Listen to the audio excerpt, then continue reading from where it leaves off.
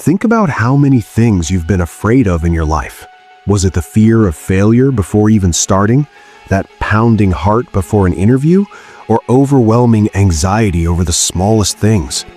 Do these fears actually have a foundation? We often think fear is just part of our nature, that it's wired into our DNA. We believe we are born with it. But what if I told you that every fear inside you isn't actually yours? What if your fears were programmed into your brain by someone else? Perhaps someone around you planted a false fear in your mind. The Little Albert experiment gives us a chillingly clear look into this. It brings us face to face with a truth about the psychology of fear and anxiety that can forever change how you see your life. This is one of the darkest and most controversial studies in the history of science. The year was 1920. In a laboratory at Johns Hopkins University, psychologist John Watson decided to uncover a strange mystery of the human mind. His goal was to prove that fear isn't innate, it is created through conditioning and environment. For this experiment, he chose a 9-month-old innocent baby, known as Albert. In the beginning, Albert was a calm and happy child. To test him, they placed a white rat, a rabbit, a monkey, and even burning newspapers in front of him one by one. Surprisingly, Albert wasn't afraid of any of them. In fact, he happily played with the white rat. At that moment, there was no fear in Albert's eyes, only curiosity. But then, the haunting part of the experiment began. Dr. Watson and his assistant, Rosalie Rayner, decided to plant the seeds of fear in Albert's mind. In the next phase, whenever Albert reached out to touch the white rat, Dr. Watson would strike a steel bar with a hammer right behind him, creating a deafening noise.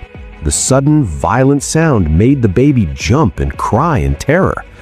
They repeated this process over and over. Every time the rat appeared, the terrifying noise followed. Slowly, Albert's brain linked that innocent white rat to the painful sound. Do you know what happened next? A few days later, when the rat was shown to Albert without any noise at all, he began to scream and cry in panic, trying desperately to crawl away. The most frightening truth is that this fear didn't stop at the rat.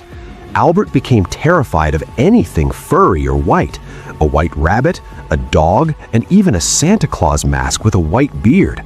Dr. Watson successfully proved that fear is not something we are born with. It is conditioned into the depths of our minds by our surroundings. If we could have asked that baby why he was afraid of the rat, what would he have said? Just think about that for a second. As we grow up, our society, our families, and our environment condition our subconscious minds with various fears in the exact same way. When you try to take a major step, someone nearby might tell you you aren't capable. When you start chasing your dreams, someone will say this path isn't right for you. But the truth is, you absolutely can achieve your dreams. The failure you fear, the criticism you dread, the hesitation you feel when starting something new, most of it isn't yours. These fears were hammered into your mind like that loud steel bar. Think about how many times you've quit before even starting simply because of fear. The Little Albert experiment teaches us that our limitations are often just walls built by our own brains. The fear you are holding on to was likely forced upon you at some point. Do not leave the control of your life in someone else's hands or to the fears of your past. Courage doesn't mean you don't have fear. Courage means looking fear in the eye and moving forward anyway. Break free from your old conditioning today. Remember, you weren't born a coward. You were born with an unstoppable force within you. The power to conquer your fears is already inside you. How did you find this psychological journey? Are you ready to break the invisible chains of fear in your life? Let us know in the comments. Your feedback inspires us to create more content, and don't forget to subscribe.